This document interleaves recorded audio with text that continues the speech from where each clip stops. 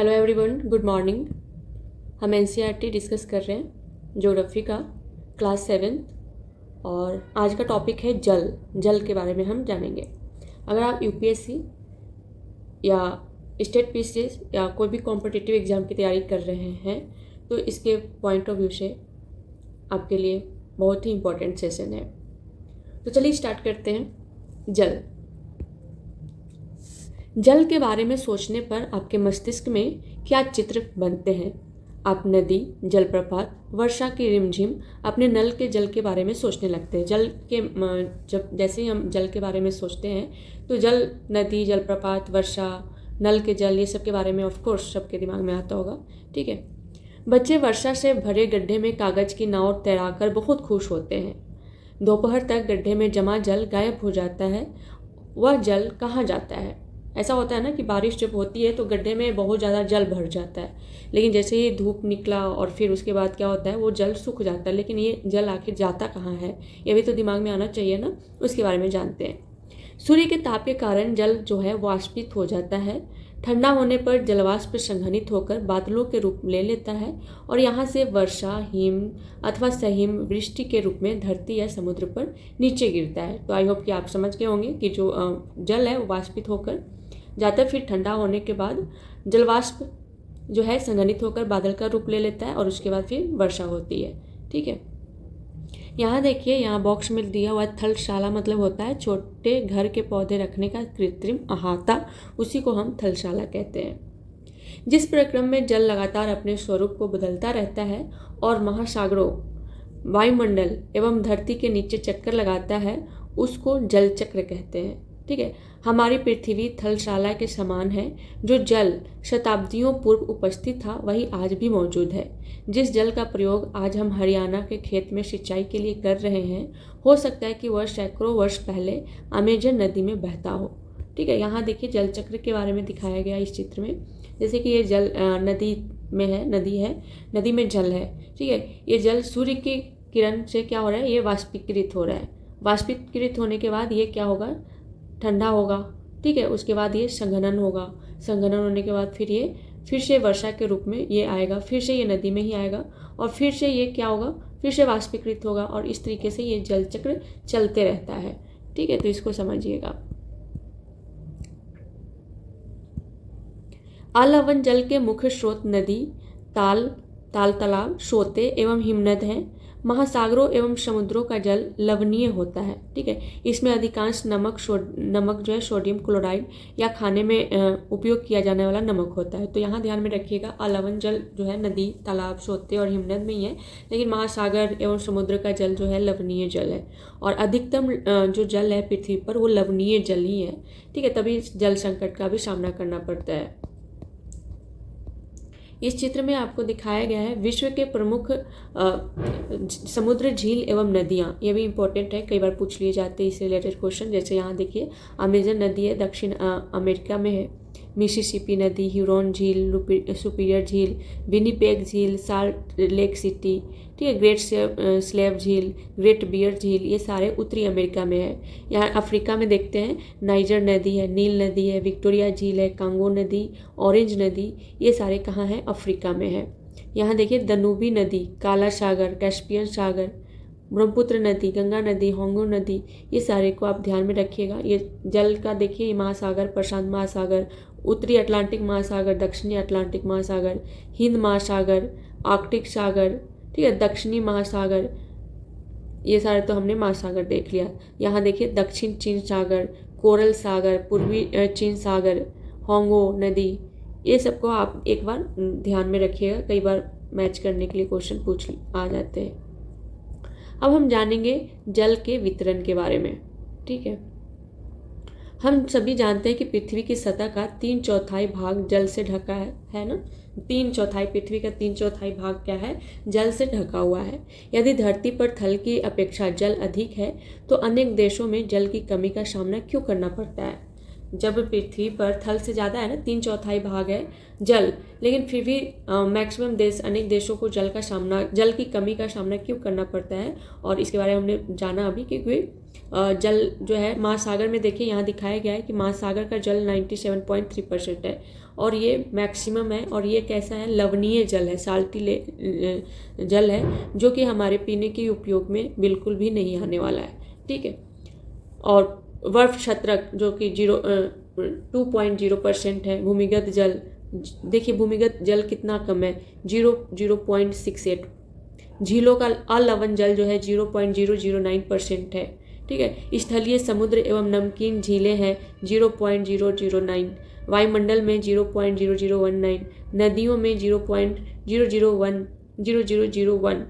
ठीक है। तो ये इसलिए हमने यहाँ देखा कि इसलिए कमी महसूस होती है जल की, क्योंकि यहाँ मैक्सिमम जल जो है महासागर में है, और महासागर का जल जो है वो लवणीय जल है, जो कि हमारे उपयोग में नहीं आएगा। ठीक है। इसलिए अनेक देशों को जल की कमी महसूस करना पड़ता है। यहाँ देखिए, क्या आप जानते हैं, बॉक्स में देखिए कि लवणता 1000 ग्राम जल में मौजूद नमक की मात्रा होती है, और महासागर की औसत लवणता 35 भाग प्रति 1000 ग्राम है।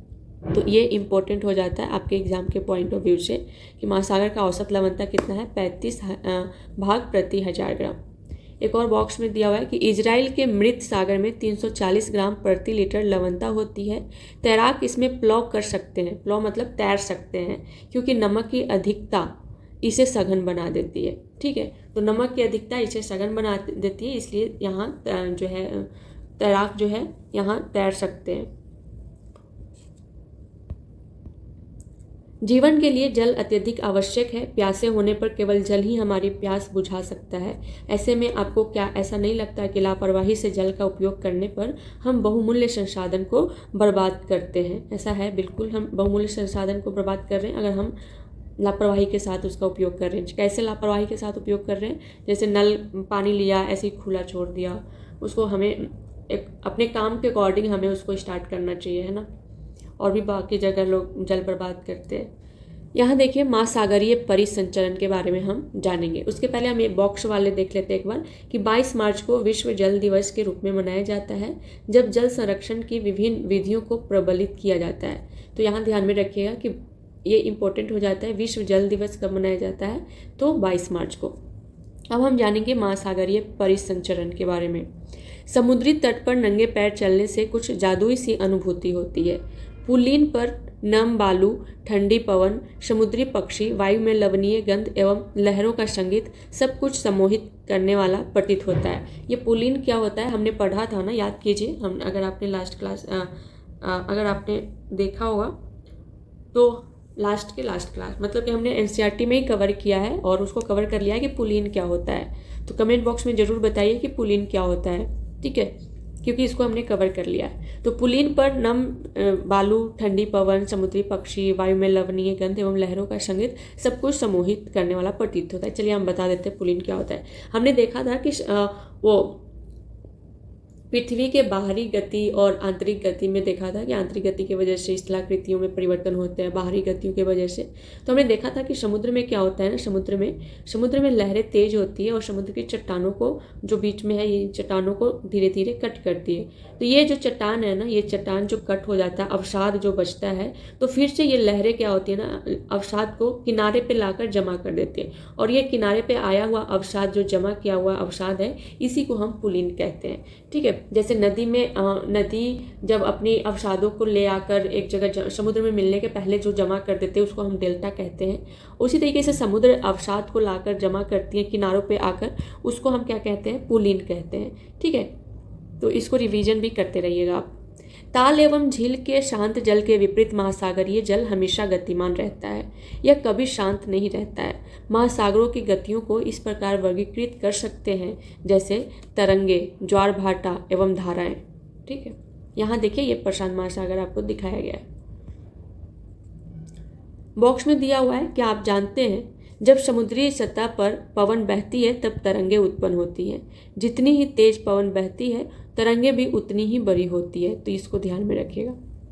तरंगे क्या होती है, यहाँ हम और भी देखते हैं, तरंग के बारे में जानते हैं कि समुद्र तट पर गेंद से खेलते समय जब गेंद जल में गिर जाती है तो क्या होता है। यह दृश्य बहुत ही मनोरंजक होता है कि कैसे तरंगों के साथ गेंद तट पर वापस लौट आती है। ठीक है, जब महासागरीय सतह पर जल जो है लगातार उठता और गिरता रहता है, इन्हें ही हम क्या कहते हैं, तरंग कहते हैं। ठीक है, तो जैसे ही महासागर में जल लगातार उठेगा गिरेगा, उसी को हम तरंग कहते हैं। इस तरीके से देखिए, ये तरंग है, इस तरीके से, ठीक, ये तरंग है। तूफान में तेज वायु चलने पर विशाल तरंगें उत्पन्न होती हैं। इनके कारण अत्यधिक विनाश हो सकता है। भूकंप, ज्वालामुखी उद्गार या जल के नीचे भूस्खलन के कारण महासागरीय जल अत्यधिक विस्थापित होता है। इसके परिणाम स्वरूप 15 मीटर तक की ऊंचाई वाली विशाल ज्वारीय तरंगें उठ सकती है और उसी को हम क्या कहते हैं, सुनामी कहते हैं। तो ये भी आपके एग्जाम के पॉइंट ऑफ व्यू से इंपॉर्टेंट हो गया। सुनामी किसको कहते हैं कि जब भूकंप, ज्वालामुखी उद्गार, जल के नीचे भूस्खलन के कारण महासागरीय जल अत्यधिक विस्थापित हो जाता है और जिसके परिणाम स्वरूप क्या होता है कि 15 मीटर तक की ऊंचाई वाली विशाल ज्वारीय तरंगें उठती हैं और उसी को हम सुनामी कहते हैं। अब तक का सबसे विशाल सुनामी 150 मीटर मापा गया था और ये तरंगें 700 किलोमीटर प्रति घंटे से अधिक की गति से चलती है। ठीक है, 2004 के सुनामी से भारत के तटीय क्षेत्रों में अत्यधिक विनाश भी हुआ था और सुनामी के बाद अंडमान और निकोबार द्वीप समूह में इंदिरा पॉइंट जो है वो डूब गया था। ठीक है, तो इसको ध्यान में रखिएगा। बॉक्स में दिया हुआ है कि आप जानते हैं सुनामी जापानी भाषा का एक शब्द है जिसका अर्थ है पोताश्रय तरंगे, क्योंकि सुनामी आने पर पोताश्रय जो है वो नष्ट हो जाते हैं। ठीक, यहाँ देखिए सुनामी के बारे में बताया गया है। 2004 में जो सुनामी आया था उसके बारे में, पृथ्वी का तांडव इसको बोला गया है। 26 दिसंबर 2004 को हिंद महासागर में सुनामी तरंगों अथवा पोताश्रय तरंगों के कारण अत्यधिक विनाश हुआ और ये तरंगें उस भूकंप का परिणाम थी जिसका अधिकेंद्र सुमात्रा की पश्चिमी सीमा पर था। इस भूकंप की तीव्रता रिक्टर पैमाने पर 9 मापी गई थी। ओ माय गॉड, ठीक है, मतलब बहुत ज़्यादा। हमने देखा ना भूकंप में 9 अगर आ रहा है रिक्टर स्केल पे तो कितना विनाशकारी होगा। ठीक है, भारतीय प्लेट वर्मा प्लेट के नीचे धंस गई थी और समुद्र तल में अकस्मात गति उत्पन्न हो गई। इस कारण यह भूकंप आया। ठीक है, और महासागरीय तल लगभग 10 से 20 मीटर तक विस्थापित हो गया और नीचे की दिशा में झुक गया। इस विस्थापन के कारण निर्मित अंतराल को भरने के लिए विशाल मात्रा में महासागरीय जल उसी ओर बहने लगा। फलस्वरूप दक्षिणी एवं दक्षिण पूर्वी एशिया के समुद्री तटों से जल हटने लगा।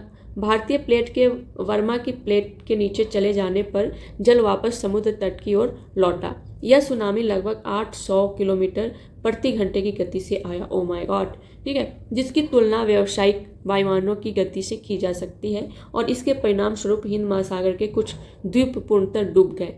भारतीय सीमा का दूर दक्षिणी बिंदु इंदिरा पॉइंट जो अंडमान निकोबार द्वीप समूह में स्थित पूरी तरह से डूब गया। ठीक है, और जब सुमात्रा में भूकंप के अधिकेंद्र से तरंगे, अधिकेंद्र किसे कहते हैं, भूकंप के अधिकेंद्र किसे कहते हैं, आप बताइए। हमने पढ़ा था ना अधिकेंद्र क्या होता है, जहां भूकंप की तरंगे सबसे पहले पहुंचे। ठीक है, आप कमेंट बॉक्स में जरूर बताइए, रिवीजन भी करते रहिए साथ ही साथ। सुमात्रा की तरफ से अंडमान द्वीप समूह एवं श्रीलंका की ओर बढ़ी। ठीक है, तरंगों की लंबाई कम हो गई, जल की गहराई भी कम होने के साथ साथ इनकी गति भी 700 से 900 किलोमीटर प्रति घंटे से 70 किलोमीटर प्रति घंटे तक कम हो गई। समुद्र तट से सुनामी तरंगें 3 किलोमीटर तक की गहराई तक गई, जिनके फलस्वरूप 10,000 से भी अधिक लोगों की मृत्यु हो गई और 1 लाख से अधिक घर प्रभावित हुए। भारत में आंध्र प्रदेश के तटीय प्रदेश, तमिलनाडु, केरल, पुदुचेरी एवं अंडमान एवं निकोबार द्वीप समूह सर्वाधिक प्रभावित हुए। यदि पहले से भूकंप का अनुमान लगाना संभव नहीं है, फिर भी बड़ी सुनामी के संकेत 3 घंटे पहले मिल सकते हैं। प्रशांत महासागर में प्राथमिक चेतावनी की ऐसी प्रणालियां क्रियाशील है, लेकिन हिंद महासागर में ये दुविधाएं नहीं है। ठीक है, प्रशांत महासागर की तुलना में हिंद महासागर में सुनामी कभी कभी ही आती है, क्योंकि यहाँ भूकंपी क्रिया जो है बहुत ही कम होती है। और सुनामी कब आते हैं, जब महासागर में भूकंप आए या ज्वालामुखी उद्गार आए तभी सुनामी आती है। ठीक है, यहाँ देखिए तमिलनाडु के तट पर सुनामी द्वारा विनाश किस तरीके से भयंकर विनाश हुआ था। दिसंबर 2004 में जिस सुनामी ने दक्षिण एवं दक्षिण पूर्वी एशिया के तटों पर तबाही मचाई, वह पिछले कई सौ वर्षों की सर्वाधिक विनाशकारी सुनामी थी। हिंद महासागर में निरीक्षण, आरंभिक चेतावनी की प्रणालियों एवं हिंद महासागर के तटीय निवासियों में जागरूकता की कमी के कारण जीवन एवं संपत्ति की अत्यधिक क्षति हुई। सुनामी आने का प्रथम संकेत यह होता है कि तटीय क्षेत्र से जल में तेजी से कमी आती है और फिर विनाशकारी तरंगें उठने लगती हैं। जब तट पर ऐसा हुआ था तो लोग ऊंचे स्थानों पर न जाकर उस अचंभे को देखने के लिए तट पर एकत्र होने लगे। इसके फलस्वरूप जब सुनामी की विशाल तरंग आई तो बड़ी संख्या में उत्सुक खड़े दर्शकों की मृत्यु हो गई। ठीक है, यहाँ देखिए ज्वार भाटा। अब हम जानेंगे ज्वार भाटा के बारे में, और ये एग्ज़ाम के पॉइंट ऑफ व्यू से बहुत ही ज़्यादा इम्पोर्टेंट है। ठीक है, ज्वार भाटा जानते हैं क्या है ज्वार भाटा? दिन में 2 बार नियम से महासागरीय जल का उठना एवं गिरना ज्वार भाटा कहलाता है। ठीक है, जब सर्वाधिक ऊंचाई तक उठकर जल तरंग तट के बड़े हिस्से को डुबो देता है तब उसे ज्वार कहते हैं। जब जल अपने निम्नतम स्तर तक आ जाता है एवं तट से पीछे चला जाता है तो उसे हम क्या कहते हैं? भाटा कहते हैं। तो इसको ध्यान में रखना है, इसको ध्यान में रखिएगा। नेक्स्ट है, सूर्य एवं चंद्रमा के शक्तिशाली गुरुत्वाकर्षण बल के कारण पृथ्वी की सतह पर ज्वार भाटे आते हैं। तो अब हमें समझ में आ गया कि ज्वार भाटे क्यों आते हैं। तो ज्वार भाटे क्यों आते हैं? सूर्य एवं चंद्रमा के शक्तिशाली गुरुत्वाकर्षण बल के कारण पृथ्वी की सतह पर क्या आते हैं? ज्वार भाटे आते हैं। जब पृथ्वी का जल चंद्रमा के निकट होता है उस समय चंद्रमा के गुरुत्वाकर्षण बल से जल अभिकर्षित होता है, जिसके कारण उच्च ज्वार आते हैं। पूर्णिमा एवं अमावस्या के दिनों में सूर्य, चंद्रमा एवं पृथ्वी तीनों एक सीध में होते हैं और इस समय सबसे ऊंचे ज्वार उठते हैं। इस ज्वार को बृहत ज्वार कहते हैं। लेकिन जब चांद अपने प्रथम एवं अंतिम चतुर्थांश में होता है तो चांद एवं सूर्य का गुरुत्वाकर्षण बल विपरीत दिशाओं से महासागरीय जल पर पड़ता है। परिणाम स्वरूप निम्न ज्वार भाटा आता है। ऐसे ज्वार को लघु ज्वार भाटा कहते हैं। ठीक है, यहाँ देखिए, यहाँ आपको चित्र में दिखाया गया है लघु ज्वार भाटा कब आता है? जब पृथ्वी है, पृथ्वी क्या करती है कि सूर्य के चारों ओर घूम रही है और चंद्रमा क्या है? चंद्रमा पृथ्वी के चारों ओर घूम रहा है। तो ऐसी स्थिति हो जहाँ चंद्रमा इस तरीके से समकोण बनाए, इस तरीके से समकोण बना रहे हैं, यहाँ हो या यहाँ हो, ठीक है, या यहाँ हो चंद्रमा, तो इस तरीके से समकोण बना रहा है ना, तो ये क्या होगा? इस टाइम लघु ज्वार आता है। लघु ज्वार दोनों अलग अलग, एक इधर से खींच रहे हैं, एक इधर से खींच रहे हैं। ठीक है, गुरुत्वाकर्षण बल तो अलग अलग, अब इनकी शक्ति क्या हो गई? बट गई, जिसकी वजह से यहाँ लघु ज्वार आए।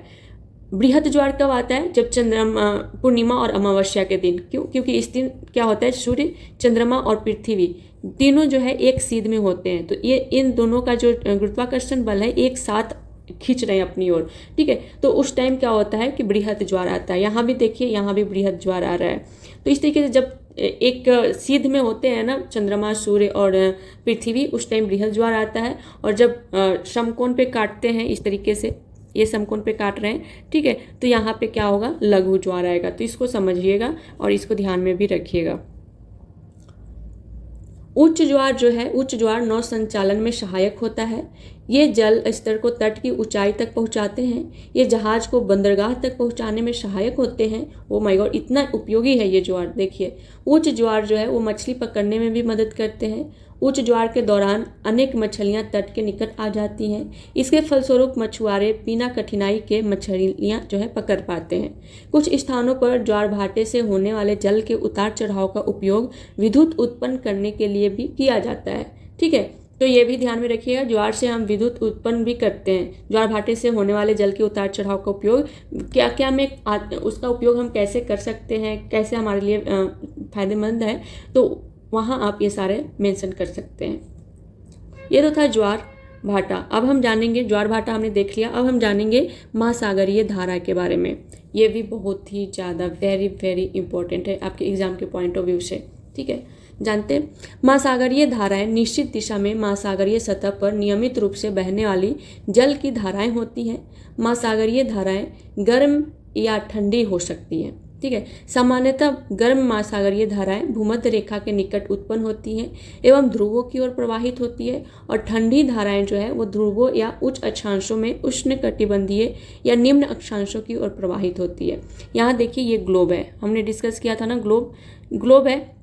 0 डिग्री अक्षांश को हम क्या कहते हैं? भूमध्य रेखा कहते हैं। 90 डिग्री को क्या कहेंगे? 90 डिग्री उत्तरी या 90 डिग्री दक्षिणी को हम कहेंगे क्या कहेंगे, ध्रुव कहेंगे। तो ये उत्तरी ध्रुव हो गया, ये दक्षिणी ध्रुव हो गया। हमने एक चीज़ और देखा था कि सूर्य की जो प्रकाश है वो भूमध्य रेखा पर सीधी होती है, ठीक है, ये यहाँ से, और ध्रुवों पर इनकी जो किरणें हैं वो तिरछी पड़ती है, जिसकी वजह से यहाँ किरणें जो है जिसकी वजह से तिरछी पड़ती है, तो यहाँ ध्रुवों पर क्या होता है, बर्फ जमा होता है। क्यों? क्योंकि यहाँ टेम्परेचर नहीं पहुँच पा रहा है ना उतना, और भूमध्य रेखा पर सीधी टेम्परेचर, मतलब कि किरणें सीधी पड़ रही है, टेम्परेचर ज़्यादा है, जिसकी वजह से यहाँ का पानी जो होता है वो गर्म होता है। तुलना में किसकी तुलना में, ध्रुवों की तुलना में। इसलिए जो धारा है वो भूमध्य रेखा के पास जो भी धारा उत्पन्न होती है उसको हम गर्म धारा कहेंगे, और जो ध्रुवों के पास उत्पन्न हो रही है उसको हम क्या कहेंगे, ठंडी जलधारा, ठीक है। और जो जैसे हम भूमध्य रेखा से ध्रुव की ओर जाएंगे तो क्या होंगे, क्या होंगे वो, टेम्परेचर कम होने लगेगा। जैसे हम ध्रुव से भूमध्य रेखा की ओर आएंगे तो टेम्परेचर बढ़ने लगेगा, और भूमध्य रेखा पे टेम्परेचर सबसे ज़्यादा रहेगा। तो इसको ध्यान में रखिएगा, ठीक है। लेब्राडोर महासागरीय धाराएं शीत जल धाराएं, वेरी वेरी इंपॉर्टेंट, कई बार एग्जाम में पूछे गए हैं। लेब्राडोर जो महासागरीय धारा है वो शीत ठंडी जल धारा है, जबकि गल्फ स्ट्रीम गर्म जल धारा है। गल्फ स्ट्रीम कैसी है, गर्म जल धाराएं होती हैं। महासागरीय धाराएं किसी क्षेत्र के तापमान को प्रभावित करती है। गर्म धाराओं से स्थलीय सतह का तापमान क्या होता है, गर्म हो जाता है। जिस स्थान पर गर्म एवं शीत जल धाराएं मिलती है वह स्थान विश्व भर में सर्वोत्तम मत्स्य क्षेत्र माना जाता है। और ये पॉइंट आप बहुत ही नोट डाउन कर लीजिए, बहुत ही ज़्यादा इम्पोर्टेंट है, ठीक है, बहुत ही ज़्यादा इम्पोर्टेंट है। क्या है कि जहाँ पे गर्म जल धारा है और यहाँ से ठंडी जल धारा है, ठीक है, मतलब ऐसे समझ लीजिए कि ये 0 डिग्री है, भूमध्य रेखा है, ठीक है, यहाँ 90 डिग्री है, ध्रुव है, यहाँ से ठंडी जलधाराएं आ रही है और यहाँ से गर्म जलधारा है। जहाँ ये दोनों जलधाराएं मिलते हैं यहाँ पे क्या होता है, यहाँ पे विशाल मत्स्य क्षेत्र, यहाँ पे क्या होता है, मछली ज़्यादा उत्पादन होता है। क्यों? क्योंकि जहाँ गर्म जलधारा और ठंडी जलधारा मिलते हैं वहाँ प्लैंकटन का उत्पादन होता है, और प्लैंकटन जो है ना, प्लैंकटन जो कि मछलियों का प्रिय भोजन है। तो जहाँ भोजन मिलेगा वहाँ मछली तो जाएगी ही, तो इसलिए यहाँ मछली बहुत ही ज़्यादा पाया जाता है। जापान के आसपास एवं उत्तर अमेरिका के पूर्वी तट इसके कुछ उदाहरण हैं, ठीक है। यहाँ देखिए आपको दिखाया गया मैप में महासागरीय धाराएं को दिखाया गया है। यहाँ देखिए ये गल्फ स्ट्रीम है, जो कि पहले हम इस तरीके से देखते हैं कि मैप है, 0 डिग्री अक्षांश को हम क्या कहेंगे, भूमध्य रेखा कहेंगे। हमने क्या पढ़ा, और ये 90 डिग्री को ध्रुव कहेंगे, उत्तरी ध्रुव और दक्षिण ध्रुव। हमने क्या देखा कि भूमध्य रेखा से ध्रुवों की ओर जाने वाले धाराएं जो जितने भी हैं वो सारे कैसे हैं, गर्म जलधाराएं हैं। और जो जलधारा ऊपर से मतलब ध्रुव से भूमध्य रेखा की ओर आ रही है वो कैसे होंगे, ये गर्म जलधारा होंगे, ये ठंडी जलधारा। ध्रुव से भूमध्य रेखा की ओर आ रहे हैं वो ठंडी जलधारा, एंड भूमध्य रेखा से जो ऊपर की ओर जा रहे हैं वो गर्म जलधारा, ठीक है। तो इसको ध्यान में रखिए। अब यहाँ आपको दिखाया गया है कि जो ब्लू कलर का दिखाया गया वो ठंडी जलधारा है, और जो रेड कलर का दिखाया गया वो गर्म जलधारा है। क्यों? क्योंकि यहाँ देखिए ये भूमध्य रेखा से ऊपर की ओर जा रहे हैं, तो ये क्या हो जाएंगे, ये गर्म जलधारा होंगे। और ये ध्रुव से भूमध्य रेखा की ओर आ रहे हैं तो ये कैसे जलधारा हो जाएंगे, ये ठंडी जलधारा हो जाएंगे, ठीक है। अब देखते हैं, यहाँ देखिए फर्स्ट अटलांटिक महासागर में, देखिए उत्तरी अटलांटिक महासागर में ये गल्फ स्ट्रीम है, और ऊपर से लेब्राडोर धारा आ रहे हैं। तो ये यहाँ पे जब आपस में मिलते हैं ना तो यहाँ क्या होता है, फिश का उत्पादन ज़्यादा होता है। तो ऐसे ही हम देखते हैं कि जहाँ जहाँ दोनों मिलते हैं, जैसे यहाँ देखिए और जापान के पास देखिए ओयोशियो धारा और किरोशियो धारा, दोनों ऊपर से आ रहे हैं। ओयोशियो धारा कैसी है, ठंडी जलधारा है, और किरोशियो धारा जो है वो गर्म जलधारा है, और दोनों आपस में यहाँ मिल रहे हैं, और यहाँ पे क्या हो रहा है, फिश का उत्पादन ज़्यादा हो रहा है। तो इस तरीके से ध्यान में रखिएगा।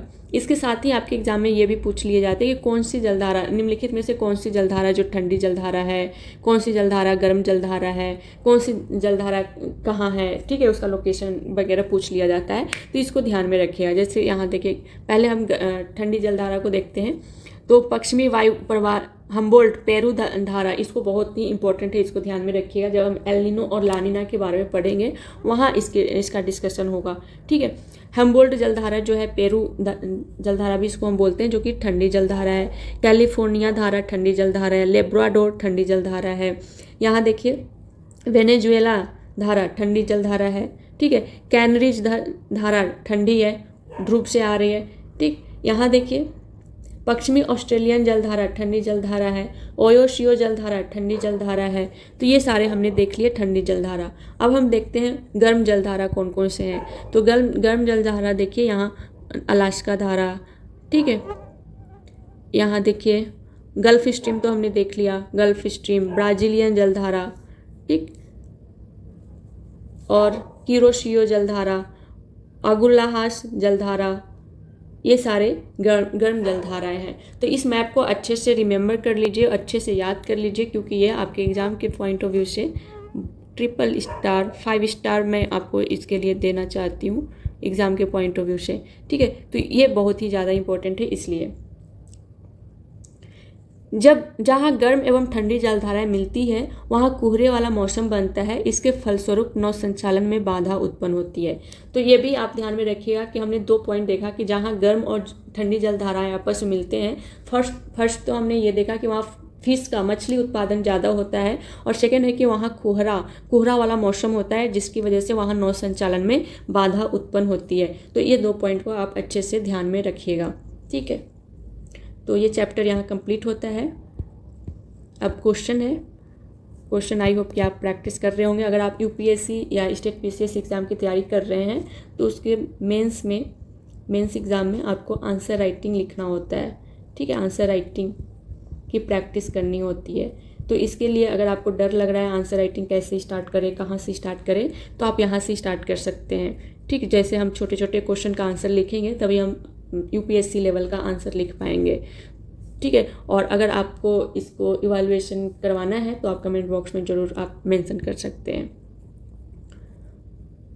तो इसमें और भी क्वेश्चंस हैं, कारण बताइए, साथ ही साथ यहाँ आप मल्टीपल चॉइस भी है, मिलान करने के लिए भी क्वेश्चन है। तो क्वेश्चन अच्छा खासा दिया हुआ है। अगर आप क्वेश्चन भी सॉल्व करते हैं तो आपका रिवीजन हो जाएगा। आप क्वेश्चन भी खुद सॉल्व कीजिए, खुद से सॉल्व कीजिए। इससे क्या होता है ना, एक तो आपकी आंसर लिखेंगे तो आपकी राइटिंग प्रैक्टिस अच्छी होगी, पूरे क्वेश्चन सॉल्व करेंगे तो आपका पूरे जो भी हमने अभी पढ़ा वो पूरा रिविजन भी हो जाएगा। तो इसको ध्यान में रखिएगा। कहीं भी आपको कुछ पूछना है, कहीं आपको समझने में प्रॉब्लम हो रही है तो आप पूछ सकते हैं, बेझिझक आप कमेंट बॉक्स में लिख सकते हैं, ठीक है। तो आज के लिए इतना ही, मिलते हैं नेक्स्ट क्लास में नेक्स्ट टॉपिक के साथ। तब तक के लिए thank you so much and all the best.